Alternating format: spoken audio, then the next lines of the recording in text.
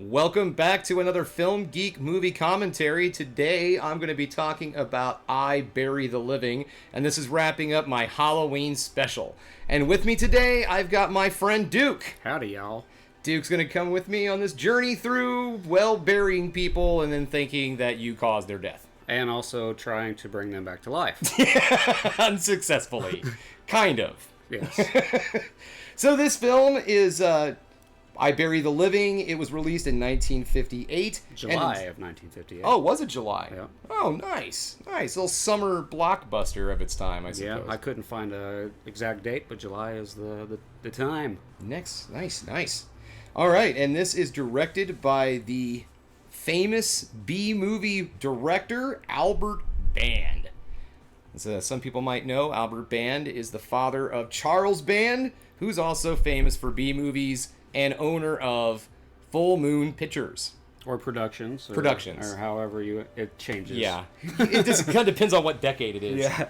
Now that he's in the streaming service, I think it's just Full Moon. Yeah.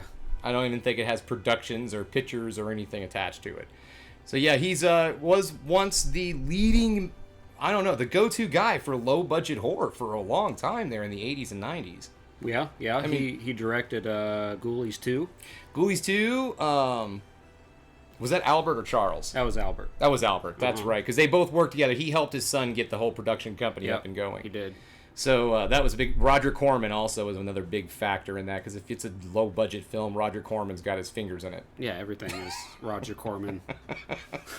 So, all right, well, we're going to get this thing started here, so let's stop talking and get this movie going. So here we go with I Bury the Living. If you're following along with your own copy, I don't know why, because I'm showing you the film, but I am starting the DVD now. Not yet. Let's try it again. There we go. Bam. I'm mostly just saying that so it's easier for me to line this up later in editing. Tubas.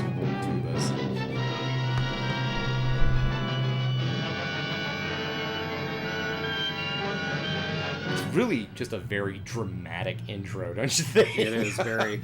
Well, I mean, this movie does go pretty well off the rails later on down the road. It's a really good builder, I think. You gotta bring in the harpsichord. Got Lurch in the background. He's just jamming away on that thing. So, I guess we'll go ahead and do the connection. The connection to this film with everything that I'm trying to do with Stephen King was that this film actually influenced one of his short stories, Obits. And he said that his story is a young journalist who writes obituaries and starts to believe that his obituaries are killing people.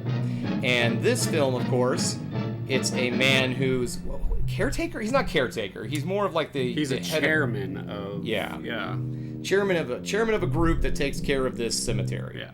And so it's his job to go down there and put these pins in his map, like we're going to see here soon. And I like this here. Science is love.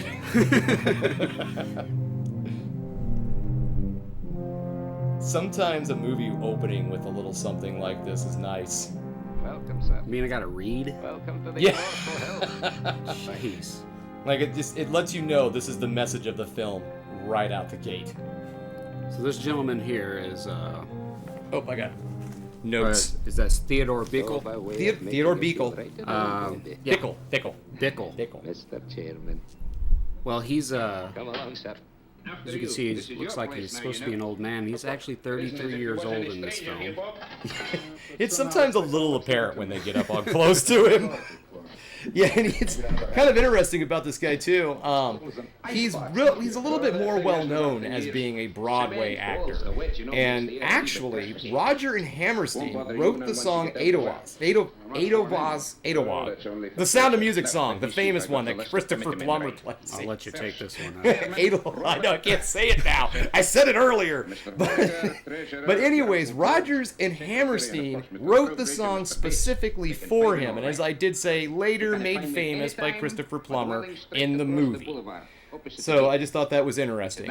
I've never seen Sound of Music in my life. You've never seen The Sound of Music? Not the play or the movie? Nothing? No. Really? Yeah. Wow. Actually, we did a performance of that when I was in high school. I wasn't in it. I did backstage. Shouldn't tell people that. Well, he's also good old Theodore here. He's also been nominated for several Tonys. I don't believe he's won any, or nominated for a Tony, and that was for his performance in Sound of Music. And his first film was 1951's The African Queen, alongside Humphrey Bogart and, of course, the great Katharine Hepburn. And he's done a number of TV shows as well. And I think, as we all know, if you've seen this movie, it's kind of like a Twilight Zone, a long, drawn-out Twilight Zone episode. Yeah, it's like if it was a to-be-continued Twilight Zone. Yeah. It's a very special episode. And a couple of these actors were actually showed up in Twilight Zone episodes later on, which I think is interesting. Yeah, I find it interesting also because of the comparison. And this film it predates Twilight Zone, doesn't by it? a year. Yeah. Because Twilight Zone aired from 59 to 64. This came out in 58. 58, yeah. Okay, cool. All right. So yeah, we'll point out the one we're not sure of. We're going to look him up, but one actor we know for a fact was in 2 episodes of Twilight Zone. Yeah. Yes, sir. That's quite a map. Not the more famous ones. I was kind of hoping that he might have been in one of the more famous. Are you talking about the guy that I don't... Teddy Bear guy? Yeah, the teddy bear guy. No, I'm talking about the uncle. Oh, okay. Yeah, so we'll meet these characters. This is what I wanted to bring this up too. I love how he just suddenly goes to the drawer like, oh, by the way, buddy, foreshadowing, I found this gun over here for protection. I'm going to put it here in the drawer. Looks like they're hitched. And this is another one of those movies that pretty well stays in one set. And still doesn't, you don't lose a lot of interest in this Oh, one. marriage has made me conservative. How about it, Mrs. D? Stu! Okay, I've got some interesting information on Stu here. Okay. What is that hat she's wearing? I don't understand. I think a little beret. Don't be that way. What's It was all the No, it's not a beret. It's got a bill on it. Like a cupcake on the top. She just kind of looked like one of those hostess cupcakes, doesn't she? You see, Dad left part of my A dollop of Daisy. Right there. Okay, so that is Glenn Vernon. He plays Stuart Drexel. That's the guy that's talking right now. The just married gentleman, the groom. And the only thing I could find that he was famous, like a movie that I think is kind of well known, he played Uncle Angus in So I Married an Axe Murderer. It's a great film. It is a great Saw film. that in theaters when it first came out. I can't claim that. I didn't see that one. That was a VHS for me back in the day. I didn't see it in theaters. But I do love it. We're aging ourselves. Give us a couple of the old man, will you? Because, yeah, that's what, 90... Was it 90? Okay, 93. I was going to say, I could have sworn he was still on Saturday Night Live when that came out. Yeah. Toward the end of that run. She didn't think that was funny at all. Take your dollop of Daisy and get out. If you guys are wondering why we're talking mostly about the actors' careers, because there was not a lot of information on this movie. And I looked. Yeah, I spent a good amount of time trying to find a lot. And you go on IMDb, there's not a lot. Went on Wikipedia. I Googled news articles. Couldn't find anything. Oh, you went above and beyond. Yeah. Well, I did that when I did my a fine place to slip away from Carnival of Souls. When I did Carnival of Souls, I found it. Well, that one was easy though because that was filmed in Lawrence. Yeah. Most of that film was in Lawrence, which is Utah. Utah is the other place. Salt Lake City, Utah. That's where Sold Air is.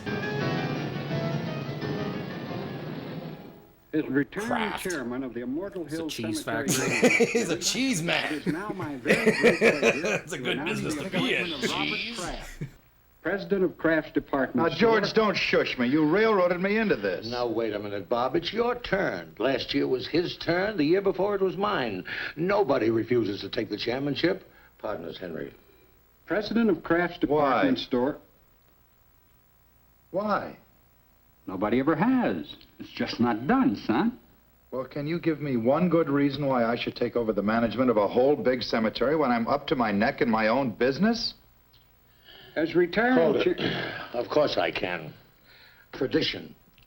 Particularly for us Crafts. You always harp on dignity, honor, prestige. Well, how do you think we got it? Because your great-grandfather... Howard Smith. Howard Smith is the actor's name. He plays George Kraft. And he really wasn't in a lot of movies or anything after this. He was in a lot of one-shot TV shows. And famously, the Twilight Zone episodes we were talking about. He was in Cavendier, I believe that's how you... Cavendier is coming. It's about an angel that's coming to Earth. And then Stop in Willingby. Stop at Willoughby? Willoughby. That's one of my favorite episodes. Oh, okay. I thought that one That's did where sound... he falls asleep and goes back to the old times. That's the one. On yeah. the train. Okay, that was... I'm like, I thought one of them was a famous episode. Yeah, great episode.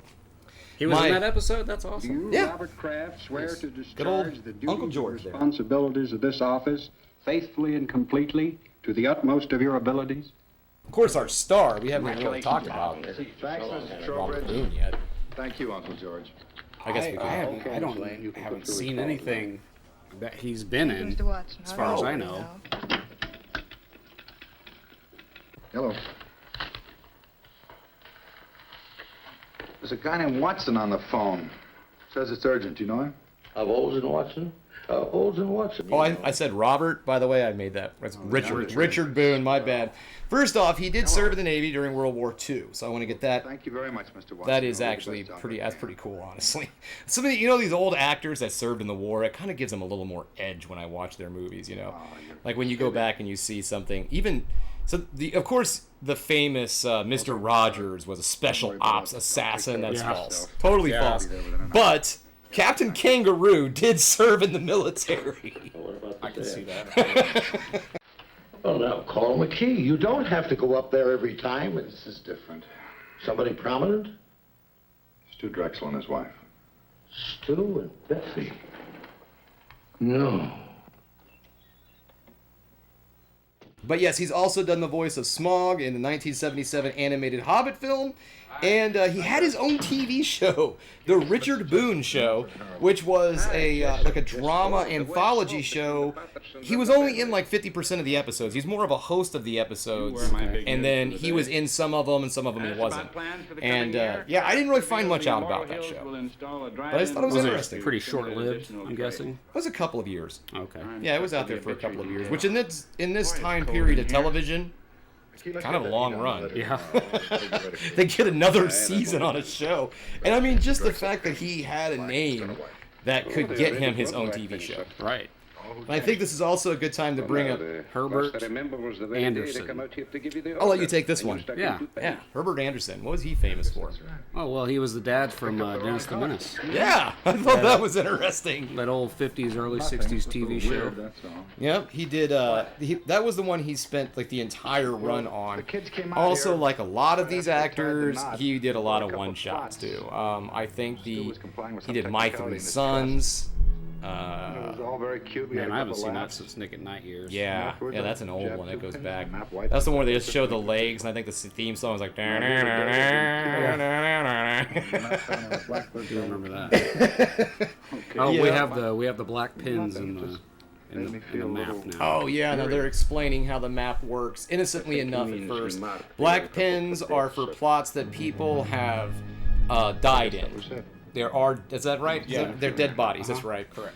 And then the white ones are people who have reserved that plot. They've bought it, and it's going to be there. Which, strangely enough, everybody in the in the town seems to have a reserved plot.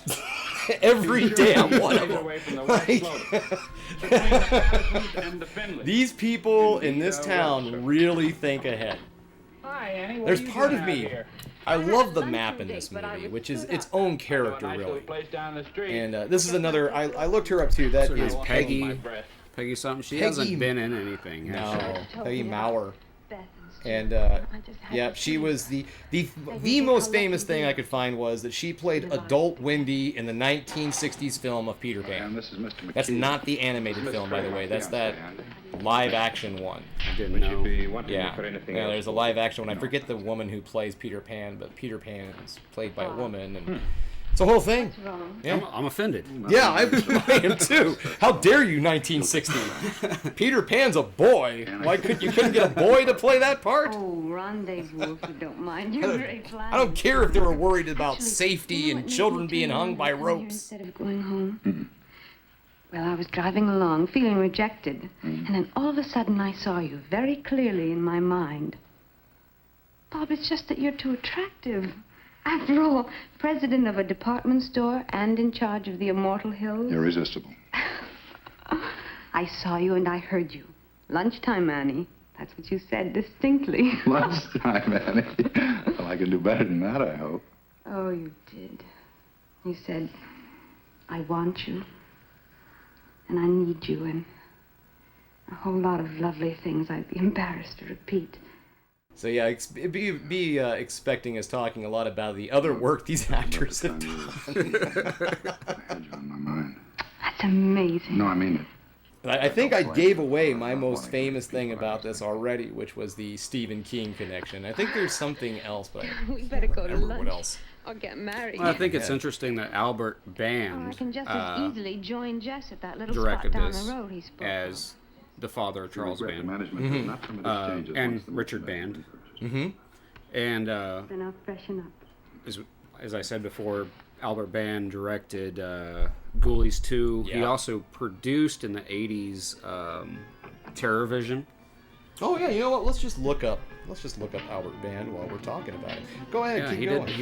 He did Terror Vision. He also did Troll. Oh yeah, the original Troll. That's Yeah. right. Not Troll 2. No, just Troll. Just Troll. Oh my God!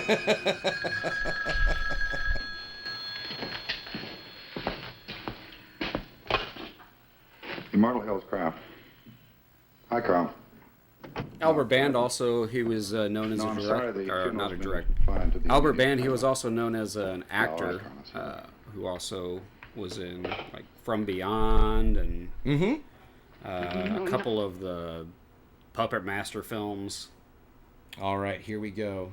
We'll look up actor after we check out. So the last film he directed was Aliens Gone Wild We are in lucky. 2005. Lucky to be alive. And I forgot that he did all the prehysteria Yeah, films. he did. Yeah. So prehysteria. If you haven't seen those, that was Full Moon Features children's division. They actually tried to get into children's movies, and these are movies about little bitty dinosaurs. And it's actually pretty good stop animation. All right, he also did Robot Wars, which is okay. I mean, all these movies are pretty low budget. Yeah. Robot Wars in '93. This one has been getting some speed lately because of Doctor Strange. There's our Isham. That's the guy. right. This is the guy, the teddy bear. And I know I've seen him before. I do love these kind of shots, though. It's like in old films when they show somebody like what's about to happen here. I'm just like, all right, we're gonna zoom in on what his hands are doing. You can't really show any kind of real violence, you know. Well, what is he doing to the piece? He's putting eyeballs in the bear. Oh, my hand. Oh, wait, no, it's not my hand. It's my heart. I do kind of like those shots, though. It's like, I believe he was in the Mary Poppins, but there's something else he was in. I can't place it. we'll look him up here in a minute. But that was Dr. Mordred that Albert Brooks. That was that one is famously known Albert as Band? Albert Band. Yeah, Albert Band. Albert Brooks. I was just making a joke about that one. But yeah, Albert Band directed Dr. Mordred. Yeah, that was the Doctor Strange movie. Well, it was supposed to be a Doctor Strange movie. And then Marvel, if I remember this correctly, Marvel was like, no, you can't do that. And so they had to change the name of it, and that's what they did. But yeah, that's supposed to be a Doctor Strange film. Interesting. And then there's Ghoulies 2 in '87. I want to see this one, Dracula's Dog. Was that 1977? 1977, Dracula's Dog. Trying to get in some more of his. And I Bury the Living, the Young Guns. It's not the Young Guns that you guys probably know with, Bon Jovi song. But this is 1956, the Young Guns. I've never heard of that before. Hey, Best take off your coat, Bobby. You'll be getting overheated. Fairly quiet this week. Only one passing. All right, acting. Let's check his acting here. Let's get rid of these flowers. Oh, he was in Head of the Family. I have that movie. I was hoping to Oh, yeah, okay, I've seen that. Yeah. Then Puppet Master 5, Puppet Master 4, Puppet Master 3, transfers to Spellcaster. There it is, From Beyond. Troll. He was in Oh, he was in Troll. Oh, he was in Tourist Trap. Yeah. He's the waxwork grandfather. Okay. All right. Remember that. It says unaccredited. And that's pretty much it for any of them that you would, I think people would know the name of, honestly. Old Albert Band was busy. Yeah, he's done a lot. I went to the map just after we got the news. They changed Willisham's pin to black. It was already black. Oh, also interestingly, this movie was written by Louis Garfinkel, who is known as writing The Deer Hunter in 1978. Really? Yeah. What do you know? This movie was wrote by the same writer as The Deer Hunter. Yep. That's wild. That's some wild stuff. Yes. It's Bob Kraft. Can you come over here right away? No, I'm at the cemetery. That map's nothing but an old piece of paper hanging on the wall. All you do when you stick pins in it is to make holes in the Herbert paper. Anderson. Back again. Black pin safety Hell, pins his doesn't make son's a out difference. there causing trouble with the neighbors. Well, look, it's unfortunate that it worked out this way, but coincidences are part of everyday life. Some are funny. Was some are Mr. Wilson was really played by odd. two This different one isn't actors, even wasn't good he? enough to make Yes, the back the page of first shopping gentleman passed. That's all it is. Bob. Oh, Go in. okay. Yeah. You're right, Jess. Thanks. That's okay. Sometime when I've tied on a real headbender, you can do the same for me. Well, that was what I always found interesting What's your about the trouble? old TV shows. They would just replace an actor and just act like nothing happened. Been through all Like, this before. oh, yeah, so he's always been like this. Like the neighbor in Bewitched. Yeah, or just the husband in Bewitched. Yeah. Wasn't yeah. there 3 Darrens? There were two. Two Yeah. Darrens. I never knew what it was. Is that There was right, Darren? Darren, yeah. Yeah. Dick Sound of Sargent a and Dick name York. being cut into a They- headstone. well, they stuck with the dick. Yeah, I've heard of people. Yes, who she thought did. they'd been Yep. through the same bit before, Bewitched and loved the dick. I think it didn't happen to me. What would you say if I told you this happens to me regularly? Ever since I was a child. Sometimes Anytime often I as see an every old other black week. and white film, though, I'd say in you a were cemetery, I just sensitive. keep looking in the background for zombies. Yeah. I feel like it's just a natural thing. I feel like Herbert Anderson should have been in Night of the Living Dead. Last year. He does fit the look. Like Yeah. at some point, he was just going to look at Richard Boone and be like, "They're coming for you, Richard." Coming for you, Boone. To the store. My mind's made up. You mean mixed up. So my favorite episode of Dennis the I've lived Menace in is Milford when all my life, and I can't turns remember 18 any and man starts who ever doing let that drugs. place get the better of him. Why, when I Not was my chairman, favorite was I'll Johnny bet I Quest, the stuck same. wrong colored pins in Johnny this thing Quest a started dozen taking times. Quaaludes. If I ran out of one color, That show really I'd started use to the get other. going. You've only been down there a couple of times. I don't think I put black I'm pins in familiar the with map. Dennis the Menace. I The know it was Drexel on Nick at couple, Night they when didn't I was a kill. kid, but I couldn't tell you one I episode. didn't think anything of it. At I'm the kidding. time. I don't think he ever made it Then I to took a 18 white on the pin show. Oh out of no, quite I don't random. think he did either. It only lasted put for a like black pin 3 in its years. place. Something like that. It was like Today I 1959 found to out the old man it belonged 1962, to maybe died during the 3. week. Let's look it up. Yeah, it was a decent. Actually, I have it in here. My notes. Really? Oh, that's terrible. For heaven's sake, Bob, everybody loves a ghost story. Where's your sense of humor? You don't really believe that stuff you're telling me, do you? Yeah, 59 to 63. Oh, okay. I still think I may be All wrong. right, so confirmation on that was 59 to 63. That was the full run of Dennis the Menace. It was over 100 episodes. I do know that. It was like 100 and something. Oh, I think I'll Yeah, just so that's take a run out of the again cemetery. pretty damn good for a TV show of its time. Sounds like it might be fun. Smash After that all, I've been subscribe trying button. to find some way to wipe out the competition for years. Good night, George. You know, that's a bow tie look I think should come back. I like that. I want a bow tie like that. That's a nice, like a thin bow tie. You know, not one of those big fat ones. Yeah, screw those fat ones. Yeah.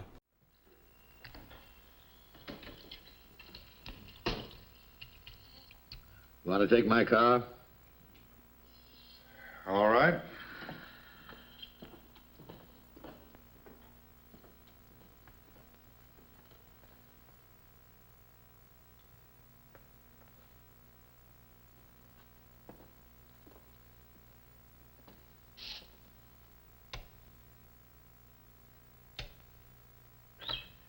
Won't be but a moment, sir.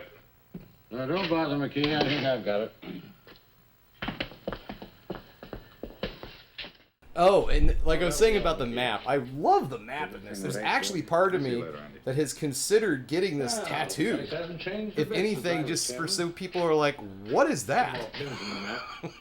Just the I've seen this movie and I'd be like, what is that? Yeah. I don't know. I think it's kind of a mesmerizing pattern they have here. What are you going to do? I think that's supposed to resemble eyes and make it more creepy. Yeah, it kind of gives it personality. That's what I like about it. I said I'm just going to convince you. Well, George, suppose you took Well, Henry and later in this Trowbridge's film, white pin out and put a the black map one does on kind of his start place to take tomorrow on morning its he turned own up life. dead. It's not a chance. Well, I know And it not a seems chance. like it's Suppose by some taking weird over coincidence him, it happened. taking over It's happened to me control, 3 yeah. times already. I deal strictly in facts, son. I don't go for this coincidence bunk. Oh, But if Henry Trowbridge... smell like corn even nuts looks a and little peachy, cigars. Ryan, I'll back you up. Now, Henry Trowbridge, let me see if I remember. George, I just Yeah, it's mentioned very Henry as an example. Now, you're not Picasso-esque gonna kind of use it. face there. Henry's as good a choice as anybody, considering he directly preceded you as committee chairman. Wait a minute, George. You better let me put the pin in. If you do the honors and nothing happens, it won't be quite as conclusive. By all means, let's not diverge from the established pattern. But I'll have you know, I was no slouch when it came to pinning the tail on the donkey when I was a kid. No reflection on Henry.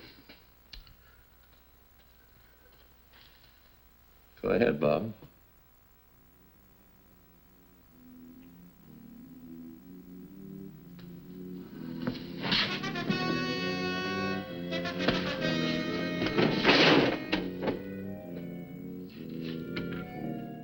Yeah, so we're 3 deaths in, right?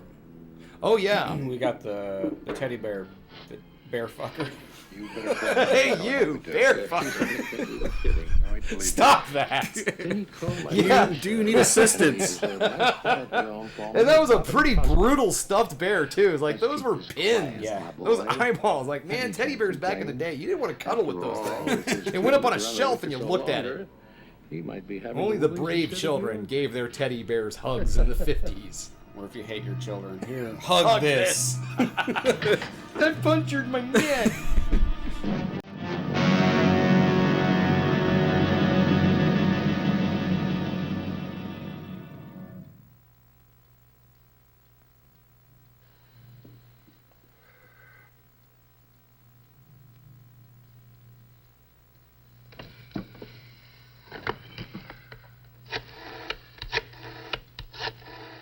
This is the man's bedroom. Why does he have a sad clown painting on the wall?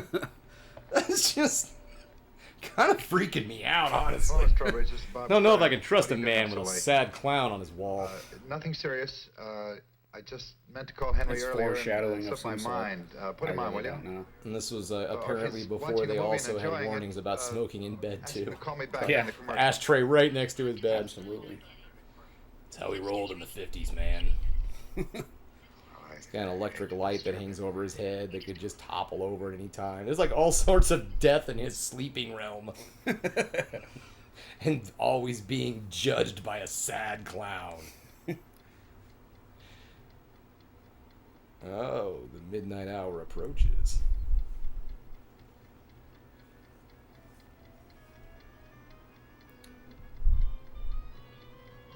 There is a good deal of really good tension that gets built up in this film, even though we're kind of making light of stuff. Again, going back on the fact, this is a good Enough! movie. Goddamn clock! He's not breathing, Bob. I've got to call a doctor. I understand. I'll hang up right away. I'm terribly sorry. Is he talking to his agent? Like, why am I in this movie?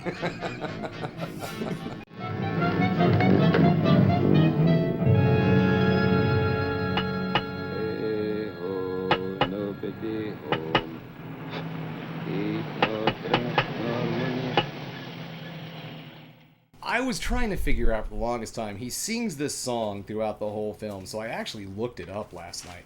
The name of the song is Lord Randall, My Son, and it's a story of a young lord who's telling his mother that he's been poisoned by his lover, and he's dictating his will to her as he slowly dies. The Scottish had nothing but happy songs, apparently.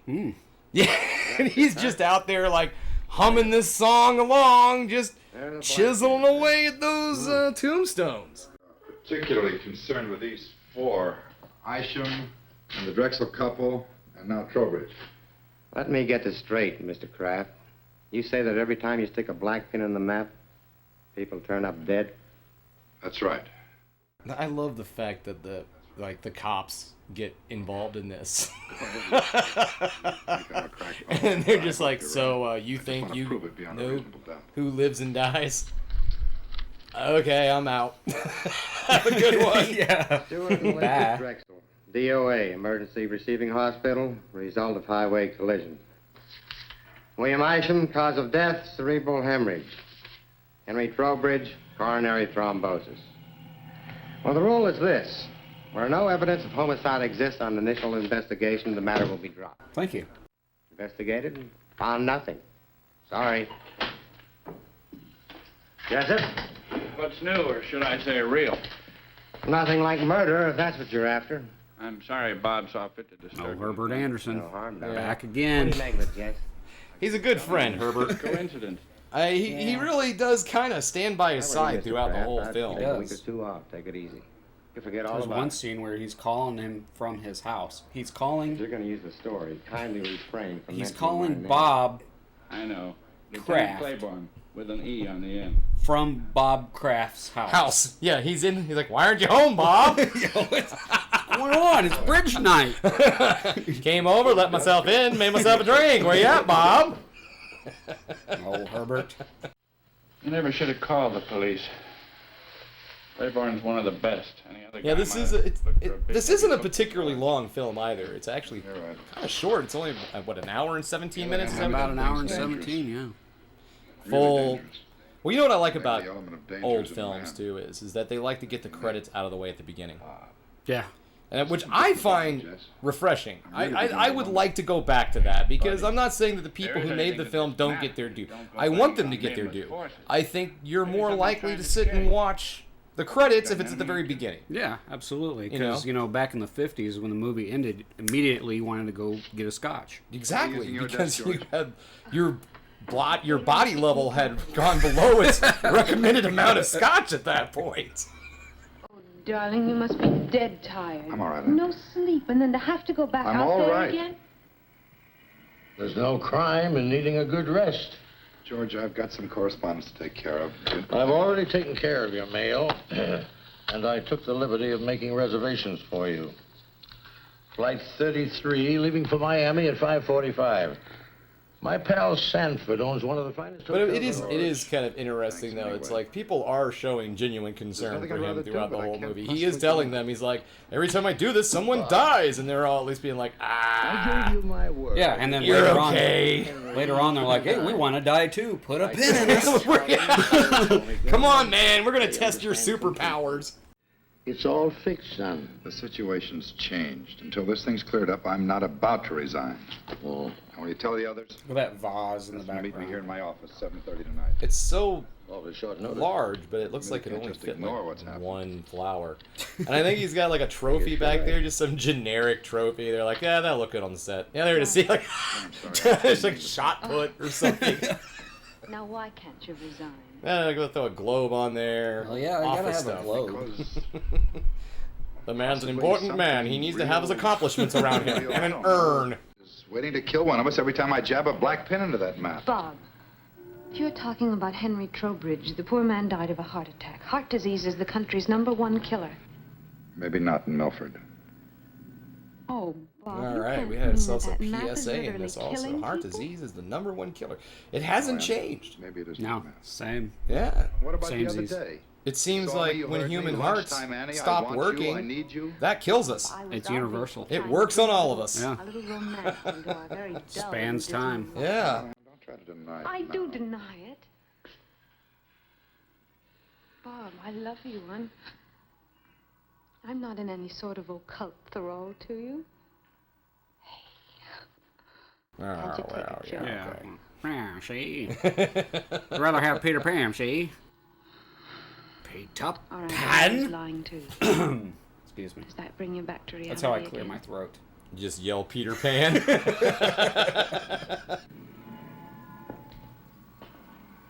Bob, I think we better take advantage of those plane tickets. George's Mr. Sanford's could be best man. The offer's awfully attractive. I love you so much. And if you're going to cry, do it someplace else.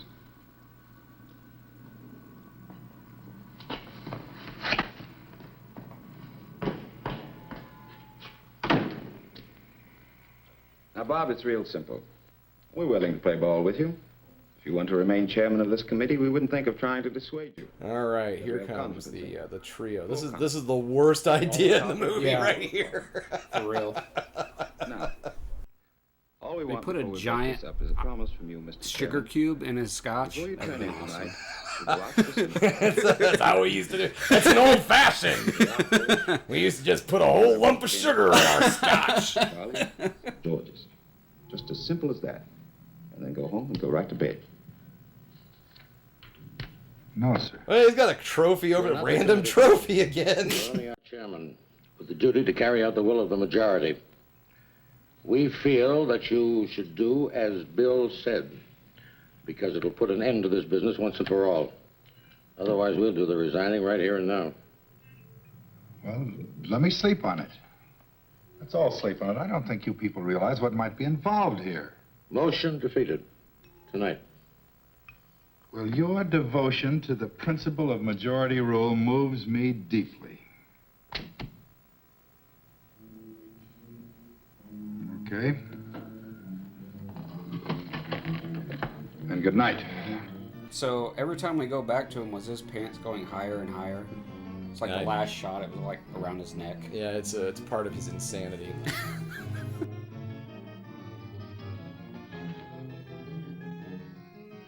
I kind of feel bad for him in this part because he knows what's going. He's like, y'all gonna die. Now you got put in the corner. You gotta.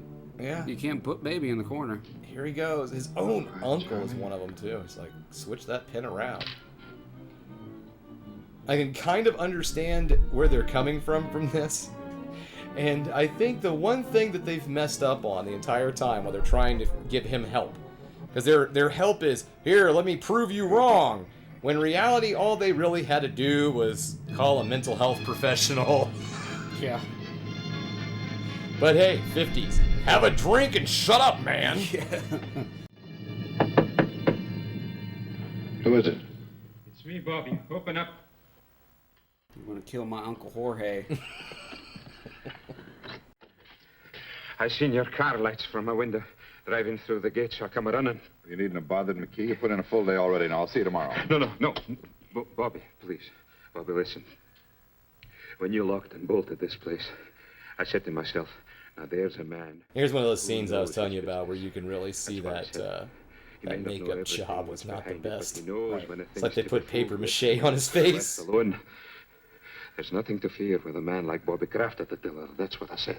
Well, that's fine. Now, you run along home and Sometimes don't worry going about back and things watching the that are old gonna happen to movies you. in the high def kind of ruins some of the Yeah. the stuff for me. I know there's the whole like debates on formats and everything. And when I watch my old movies, I kind of like them to have a little grain in there because look back on when you watched like Nightmare on Elm Street, the first movie you watched on VHS in theaters or whatever, and the scene where Freddy has his arms stretched out, that's scary as hell. Yeah. Now, Blu-ray, DVD special edition, you can see the wires. And it kind of takes you out of it a little bit, you know? Oh, that's a bummer. Yeah, that's the thing with the high def, in my opinion, could sometimes, on the old movies. Now, the new stuff, yeah, because they're made for it. They're made for that level of definition. But when you start to take away the shadowing and coloring of the film and things that was there for good reason, it kind of ruins the quality a little bit. So, you know, I like to watch my old movies on the older look to them, basically. That's why they call you the Film Geek. Oh, I think this is it. This is where I think I might have... Is this where he's calling him from his house? We had a meeting of the cemetery Yeah, committee. he's calling... Bill Honegger, Charlie Bates, and George, everybody. And they voted to make me come out here to the cemetery and stick blank He's pins in explaining the to him, he's map like, for- George and everybody made me put their It's like it was pins some right there kid's in the board. nightmare. Why aren't you here? I'm waiting for you at your house. Yes, there's a black pin in that map. Got a couple of VHS Charlie cassettes. Bates, Bill Honegger, and I got a George. pizza all the way from the Pizza Hut. If anything Get over here. happens- Rented a couple Nintendo games. Have a good old time. My fault, nobody else's. Nothing's going to happen to them, Bob.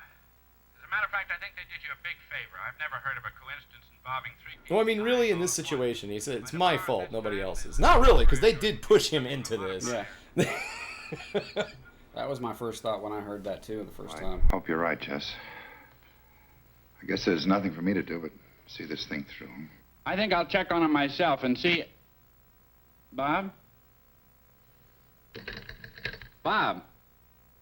Yeah, see, there's that weird... Is the sad clown on the wall? Well, I'll go make He's like myself calling him from his bedroom, Yeah. for Christ's sake. Didn't even use the hallway phone. Yep, that's Bob's bedroom. Yeah. Go make myself a scotch. I have a question for you as a history guy. Why do you think there's a picture of John Wilkes Booth on the wall back there? I was trying to figure that out. I was wondering if maybe, because I have two theories. Is it... One Okay. is in the symbolic area. You go ahead. You start. I was going to say something about possibly because he was a semi-prominent actor. Yeah. He's a semi-prominent actor, and he was also a famous assassin. Yeah. So he's thinking he's killing people, making him an assassin. So you think maybe the John Wilkes Booth was they're trying to get a little bit deeper meaning out of this? Or do you think they were like, hey, here's a picture of a guy? It's a reach, man. I think it was just, here's a picture of a guy. Yeah, probably. It just so happened to be a presidential assassin. I kind of like choice B a lot more. Like, you know, it's just some props guy somewhere was like, let's see if anybody's going to figure this shit out. And I tried to find some symbolism as to why he couldn't light this damn heater. Yeah. Ever. And his groundskeeper mentioned something about, I lit it just fine, but for you after dark, I don't know.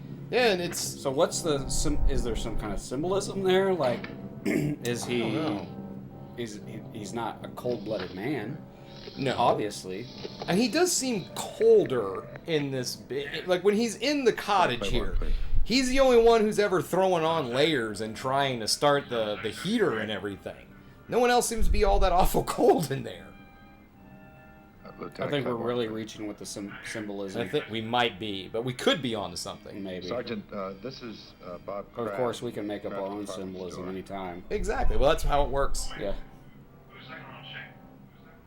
Just kind of get debating on something, and you're like, I think it means this.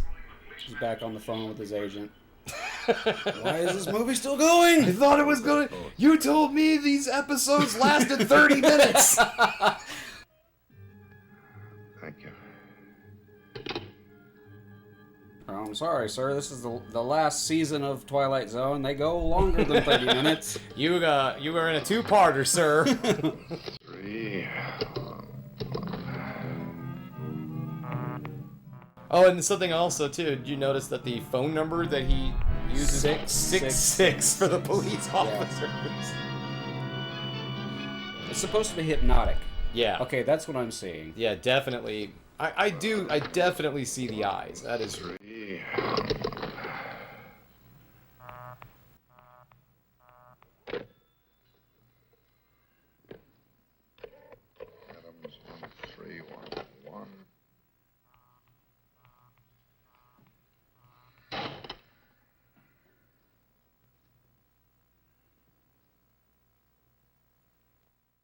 I feel like the cell phone has really hurt a lot of drama in movies and television. Sure, absolutely. You know, people don't get angry at their angry on a cell phone call and like throw it on the ground. But like those old receivers, man, an actor could really, yeah. Oh God, my folks had this old phone. I think we could have thrown it off of the Empire State Building and it would just kill people and the phone would be fine. Yeah. Cause a crater and the phone was fine. Give me a homicide. Yes, sir. Homicide. This is Bob Kraft speaking. I can't get through to that Adams number. Kraft, Bob Have Kraft. that number, and it's The cheese imperative man. that I speak to him right now. Well, sir, just a second, sir. The cheese lord of Chicago. I've been trying to get you, but your line's been busy. Hang up and I'll call you back right away. Should have a cheese hat and a foam finger. Yeah, there we go. Or Wisconsin. I need to get away for a little bit. Go visit the Dells. If you had a bow tie, that wouldn't happen. Ah! It's nothing worse than running out of smokes. Now he's hot. Something happened to Bill He's Hunter. cold. He can't make up his mind. Jess, I'm expecting a call from Claiborne. Hang up. Call me back. He's in 10 like minutes. 40 in this movie, so could be early menopause. Menopause? Yeah. Menopause. Oh, Jesus. Am I going through menopause? Is that a thing? Is that a Roger Corman film?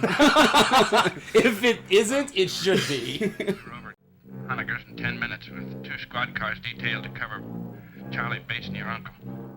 You know, one thing I haven't brought up in this movie, too, is that I really like the lighting, the use of shadowing and everything, especially with the old black and white films. I always loved that. They use the whole swinging light at the end of the movie, kind of like you see in Psycho. Mm-hmm. This is the first film to pull that off, or Really? use it, yeah. To use lighting in that sort of way. And then I don't know if Hitchcock ripped it off or anything, but it's just... May have. Who knows? George? George, yeah. I called and told him about Honegger before I left for Claiborne's. By the time the police got there, George had already left. Well, they'll find him, Bob, don't worry.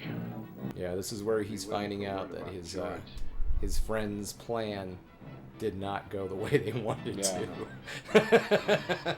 You know, and I have a theory as to why this movie goes downhill at this point, because there's less Herbert Anderson. And Yeah. It just kind of, he doesn't make as much of an appearance. Yeah, that's and it right. just kind of... Herbert is not around right now. He's like I said, he's busy dealing with that little asshole of a kid of his. Yeah. He's the glue that holds this movie together. He really is. I mean, without him, he does pop back up. That's good. Yeah. But he only shows up when good shit's happening. So there's a good... Oh, Dennis.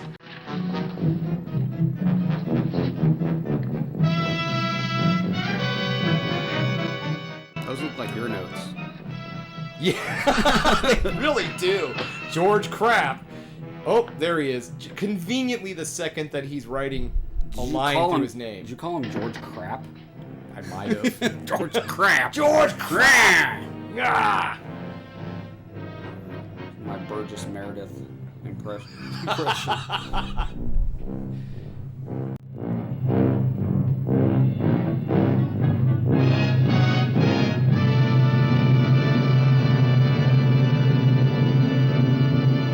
Well, Bob, I see you followed our wishes to the letter. Come on. I'll drive you home before you catch pneumonia. You 3 men made a terrible contribution to this town tonight, whether you meant to or not. I'm not going anywhere, Uncle George. I'm staying right here. Pantaloons and an overcoat. 50s fashion. I love the fact that he has on his pajamas, a robe, slippers, and an overcoat. Is that a rest jacket? You're looking at it. I'm looking at you. They wanted to show that he went rushing out of the house, but he was sensible enough to grab his coat. And nice shoes. He sleeps in that coat. And those shoes. Nobody escapes. This is a man, this is a businessman in the 50s. He never knew when he had to jump out of bed and run over to that weird little ticker-tacker thing that prints out tape. That's true. Never knew. So far, everyone's been forced to conform to his schedule. That's our new excuse for everything. Any movie from here on out. Symbolism.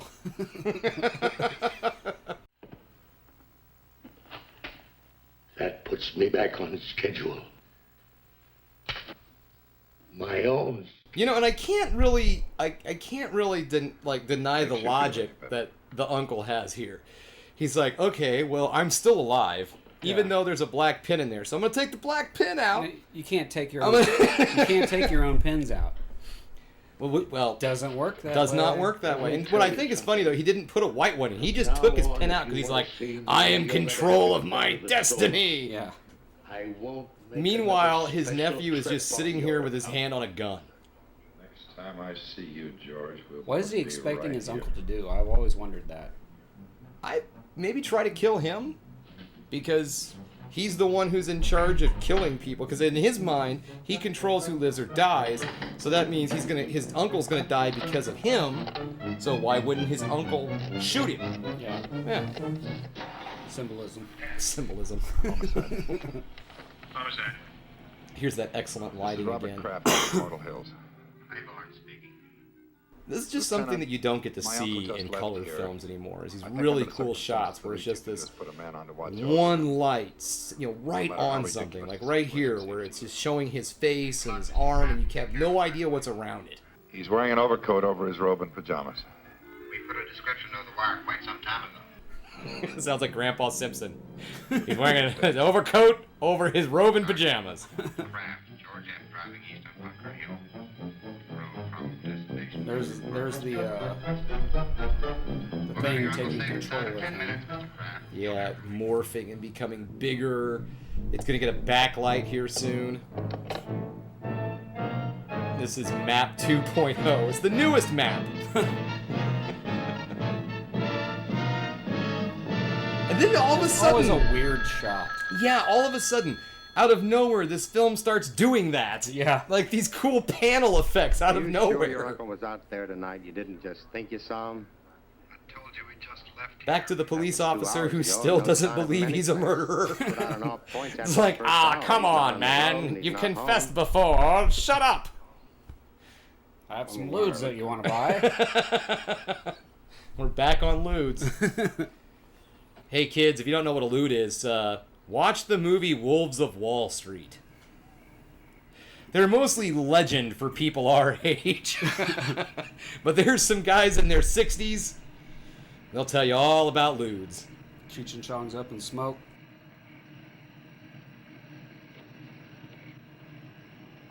This is kind of like at his wit's end here. He's like, son of a bitch, Uncle George. He's not even affected anymore. At this point, he was kind of expecting it. Like Yeah. when the guy showed up alive, he was like, zombie! Now he's messing with a crime scene. Yeah, this is where things kind of go off the rail. Well, is it a crime scene though? Because it's just natural causes. I mean, you know, I give credit for the fact that he just backs that son of a bitch all the way up there. Got a nice little sharp turn. back when they could drive boats on land. I'm watching you.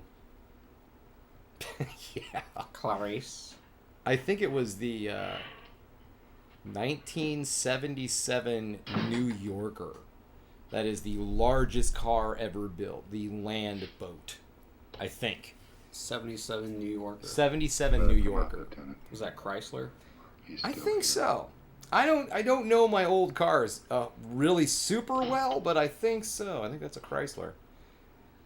I know it's not a Ford. I do know my Fords, being someone who grew up in a Ford plant family.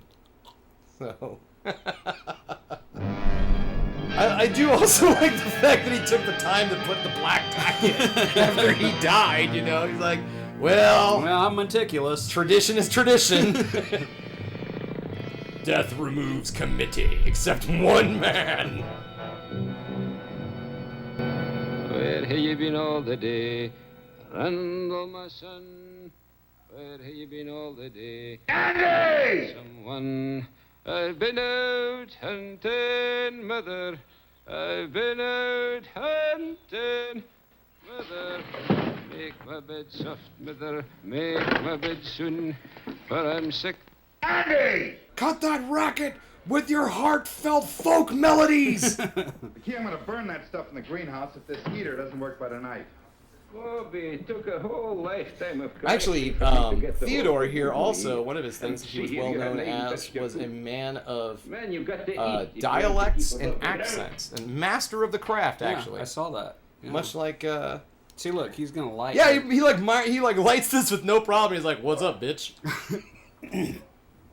I don't know what your problem is. I've given her all she's got. Lights for me, Bobby. Of course, I can't answer for what happens after sundown. Fun fact: no point in time in the Star Trek series, TV series, where the words "Beam me up, Scotty" ever spoke. Really? Yeah, it's in the animated series. Huh. I think like maybe once, but yeah. Like another fun Star Trek fact. Everyone knows that the whole like Jean-Luc Picard, Earl Grey, hot. He says that twice. It's just weird how that sticks with us, you know. All right, back to the movie we're actually watching. That we brought your bride to be. We arrested her just 'cause. She wanted to ride in the back. She did. She asked them to. Oh, darling. Oh, Billy. Why do you taste like corn nuts too? I quoted that, and everyone's like, "Oh, cable man." I'm like, "No, that is not where Oh Billy comes from." Oh, Billy is from Tommy Boy. Midnight Express. I'll see you later. It's the movie about the guy who gets arrested in Turkey for That day in the car, like smuggling hash. I did see you, and I did And in the see scene, you. he's I really talking to did. his I should never girlfriend, have and he's in the denied Turkish prison, and she goes, "Oh, Billy!" and like shoves her chest up against it, just like in Cable Guy. But it's a woman doing it in the movie. I think it's Midnight Express. I'm pretty sure it's Midnight Express. I haven't seen that. Oh yeah. Oh yeah. Yeah, that was an improv scene for Jim Carrey, so I give that a point for myself for knowing what Jim Carrey was referencing. I get negative points You for were probably getting named it Jacob completely Mittel wrong. someplace in the map. M-I-T-T-E-L. Oh, and back to the movie that we're watching. Hey, there he is! There's Herbert! Alright, well, it's gonna be nothing but up from here. Yeah, Herbert's back to solve this issue. If you're wondering, he plays an investigative journalist in this film anyway, so he is kind of a guy that gets things done. I assumed he was press because he looked that part. You know, honestly, Theodore there does look like a character from the Twilight Zone. He kind of looks like the gremlin from the William Shatner episode. I was thinking Hunchback from Notre Dame. That's no insult on Theodore's looks. That's more of a bad makeup joke. At least not yet. No. Yeah. Yeah. I'm sure Theodore's a handsome man underneath all that pancake makeup. I know No what you're bad thinking. blood on Mr. Charles either. Charles That we picked you as Lawton. killing Jacob Mittel. Well, you're 100% right, so try to relax, son. This one's on the police. You see, Jacob Mittel's in the I prime just of love life. the fact No that the previous police major just illnesses, refuse no to record arrest life him through the whole exceptionally movie. good. We can't figure out who's He was causing in these Paris deaths, but with the all man that who's telling us ocean he water killed to everybody protect is the lying. Up until now, all the deaths have been Oh, the confined to the 50s. local area. If it strikes somebody on another continent, then we've really found something. There's something on the plane. Oh, I should have gotten those pins 4 days ago. Even the map. Stewards, there's The whole something thing. on the plane. The wing. What I want to know is, what are you going to tell the district attorney is Honestly, no responsible for one these but deaths? Will Shatner could have pulled that off, period. We gave this case a real full-dress investigation, Mr. Kraft. Questioned you and all the other suspects and witnesses until the point of comedy. Found nothing. No motive, no opportunity, no suspect, no crime, no weapon. Except 7 pins went in. And the 7 people died, not 1, 7. Who put in those pins? You did, all 7. Other chairmen and so on have been putting pins in that map for years, and nothing happened. But with me, It isn't impossible for a certain kind of man to be endowed with powers that nobody'd ever dream he could have. A lot of scientists claim that. Maps and pins can't kill alone. The power of a human brain has to be behind them. Like in the Indies, I guess, those voodoo dolls you hear about. Witch doctor sticks pins in the thing until the guy in question is jinxed into dying. Of course, I know he didn't mean to kill anybody.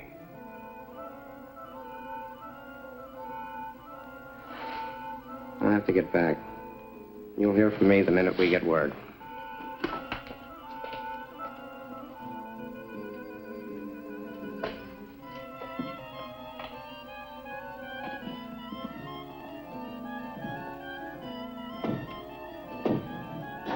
I think I'd best be running along too, Bob. I think so.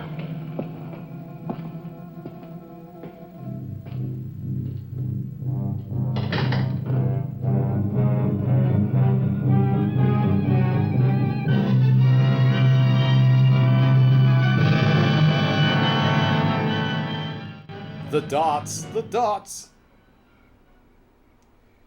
All right. This is where he starts having his moments of clarity, I guess you would say. Yeah. Wait a minute. I have a fantastic idea. He has a couple of great ideas here soon. We're back to that damn furnace. Probably one of the dumbest ideas in horror movies. Like if I did a top 10 list. Exit stage left furnace. I think I should. Top 10 dumbest decisions in horror movies. Because I would definitely put what he does next on it. Not the dumbest. Not number one. But it's still pretty dumb. This movie could have turned out way, way darker. You know what would be really cool? If they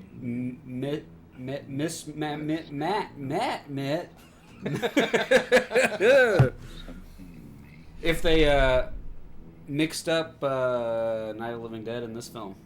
Oh, a mashup. Yeah, that'd be cool. But I was actually gonna say just like mashup is what I meant to say. Yeah, this is a good remake film. Oh yeah.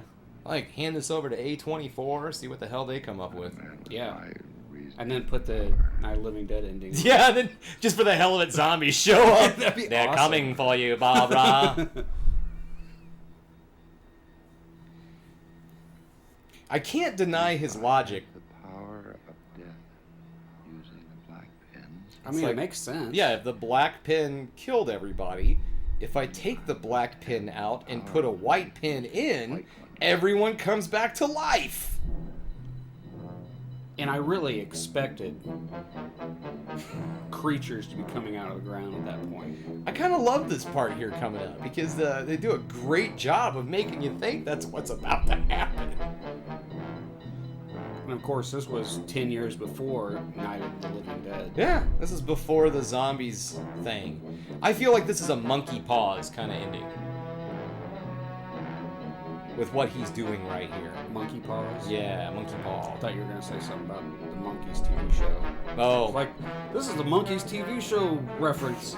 Strangely enough, I like both. I love the story Monkey's Paw. It's one of my old favorite classic horror stories. Yeah. And I like the monkeys. Who can go wrong?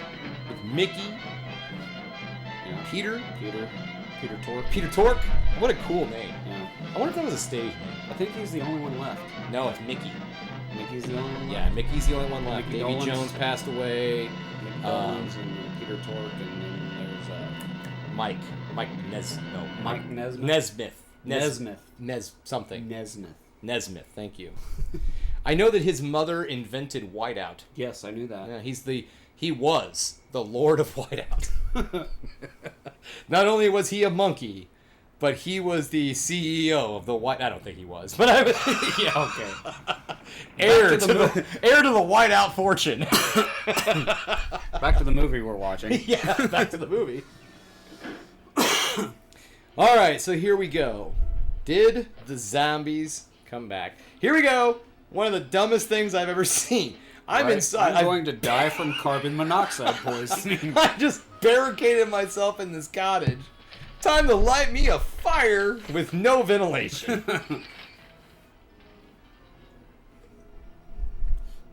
I mean, honestly, too, thinking that that thing is going to start a fire that is pretty reaching.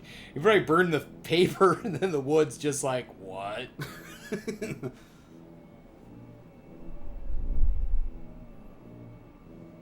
Yeah, there we go. The giant It just looked day like glow. Looked like 50s art to me now. That's what I'm saying. I love it. That's why I kind of want this. It's just like a weird, like on my forearm. Like beatnik art. Yeah, just like a weird tattoo. People are like, what the hell is it? It's a lot like, oh, it's so windy out. The stones are moving.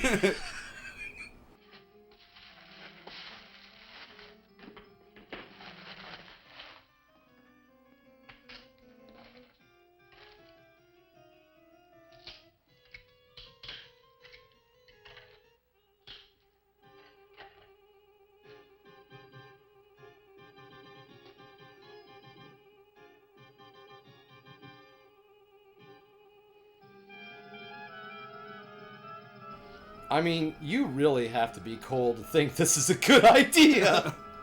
There's a giant glowing sign behind me. I'm lighting me a fire and lying down next to it. It's like something I'd do when I was 10. I do really enjoy this effect right here. For the time period, you know, it's just the look of the casket coming back up out of the ground. The idea that there was probably a bunch of, like, guys sitting around trying to figure out how they're going to pull this off.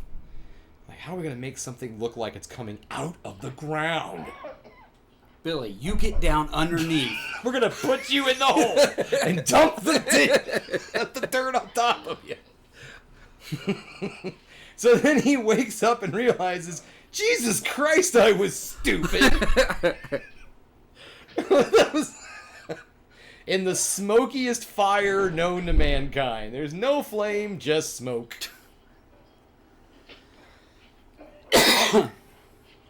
But we are coming up to the infamous swinging lights soon here. It sounds sexy. Yeah. I also think it's interesting there was just a bucket of water. Maybe was that a thing back then? Was there just buckets of water sitting outside in case there's a fire? It's just a spittoon. Full like gunk. The flames get worse. This was filmed in an actual cemetery. Yeah. I'm not 100% sure the name of the cemetery. It's changed names. But yeah, there you go. The Drexels. They're gone.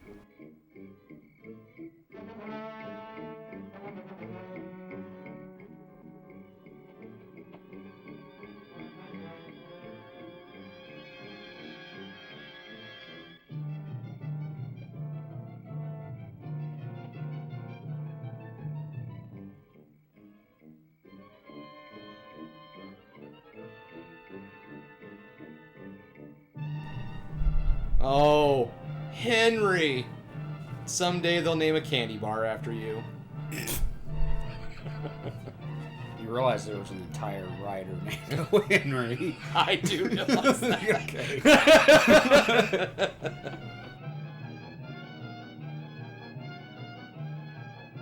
There are some really good shots in this. I do really kind of like the thought process that goes between like how a shot is set up and how we're gonna do this and everything. Oh no, the cheese man is gone. It's like processed cheese too. Oh no, Kraft has real cheese. See, now I expected him to die from a heart attack because of that one Twilight Zone episode where he sticks the knife in his overcoat. Oh yeah. I find it interesting he got his overcoat stuck on a tombstone. Yeah, I don't know. It's pretty ragged.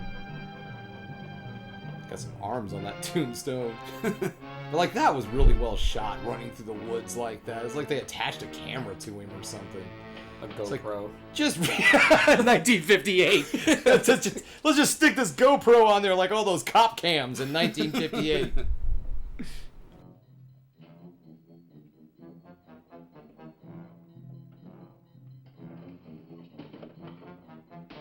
Oh yeah, there's that gun.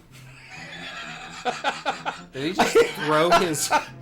He just threw the desk over. Oh, he barricaded. He barricaded the himself in. Okay, And took off. gotcha. Yeah. But I love the fact that when he barricaded himself into this place, he left the gun in. He's like, he gets back and he's like, oh, Jesus, I forgot the guns in here.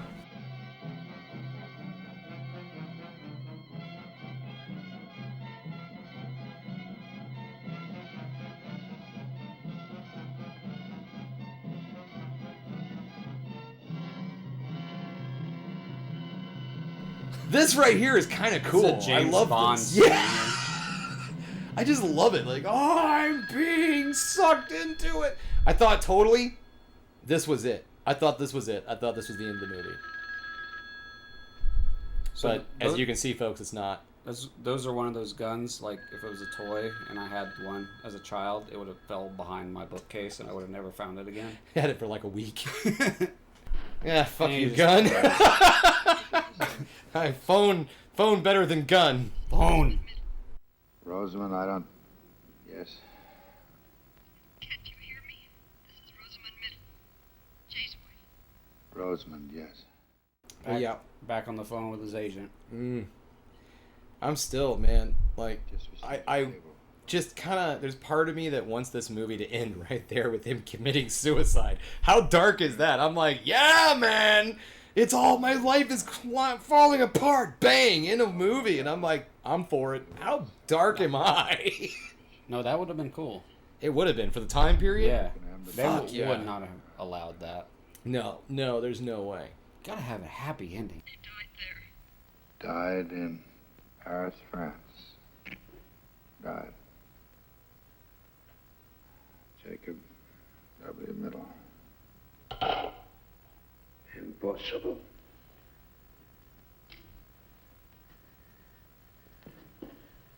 Impossible, he cannot be dead. What? What?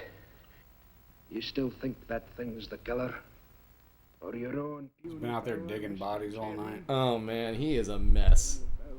When you talk to me, you old Scotsman, you take a shower. You 31-year-old asshole. He just keeps getting younger. He's 25 at this point.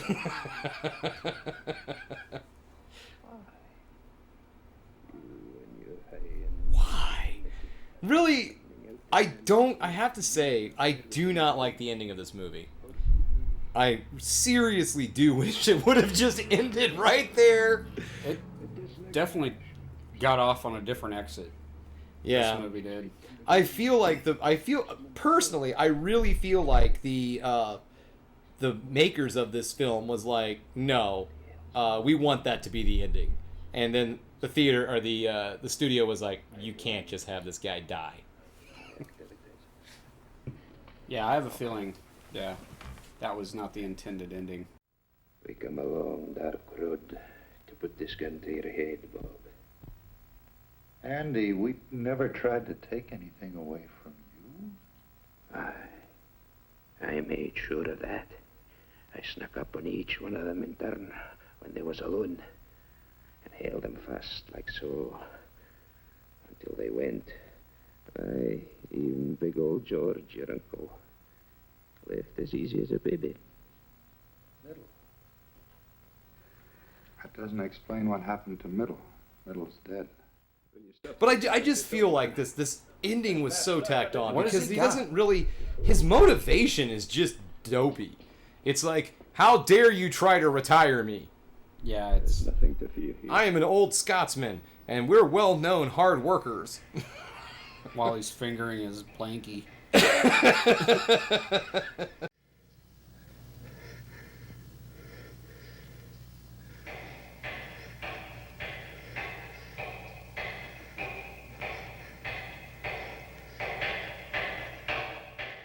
So what is this? This is his imagination, his thinking?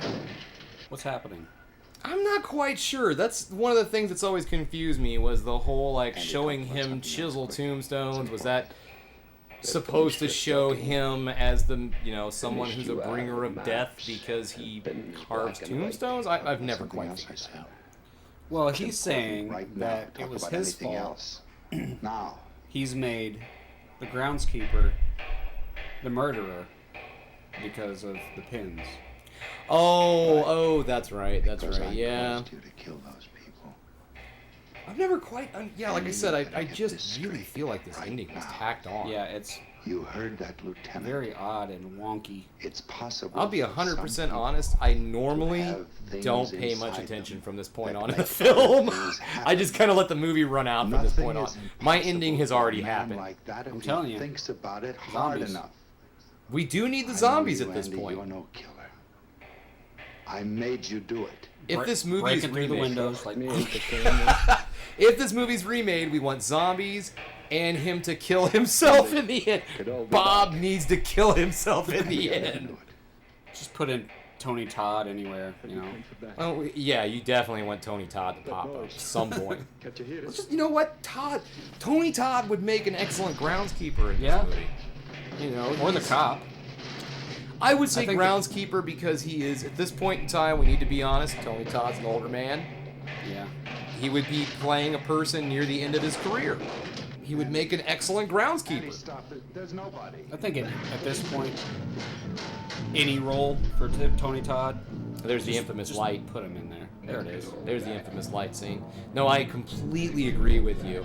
Which brings me to a movie you need to watch, which is The Man from Earth. I've done a spotlight on it, but it's one of my favorite Tony Todd. Bowie? No, that's What's the one I'm thinking that's of? the Man Who Fell to Earth. Yeah. This one is about a time, like an immortal. This is such a weird scene as well. What the hell? Yeah, they kind of went wild here in the end. It's like computers, computers, Wolfman, Jack, psilocybin. Give me all the faith. Yeah, I truly believe that the filmmakers were totally on board with the ending that we keep talking about, and I think the studio ended this. They were like, oh no. Wait a minute, do we get a Herbert? We get a... Wait, nope. We get the Hardy Boys ending. And he just dies. That's another thing, too. He just dies. Yes. And they go and pull his mask off like, you boys, this wouldn't have happened if... I don't know. No, but we do have Herbert. He's back there.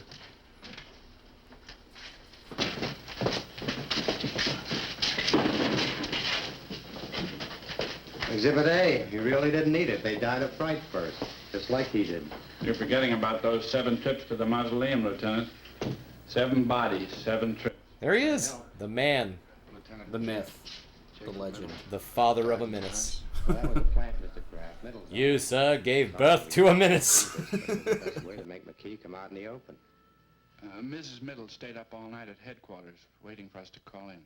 And the thing that also doesn't make any sense is how did the groundskeeper kill these people? Right? If they're all, oh well, heart disease. I just gave them heart disease. Just snuck up on them. Poof! You have heart disease. Unearthed all 7 of them.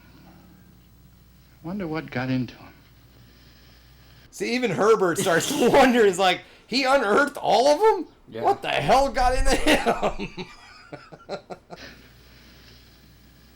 was.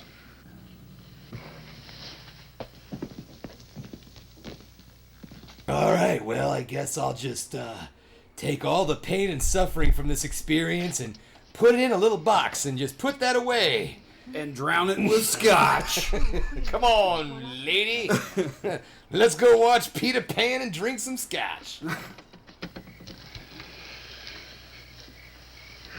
I think I can find it myself.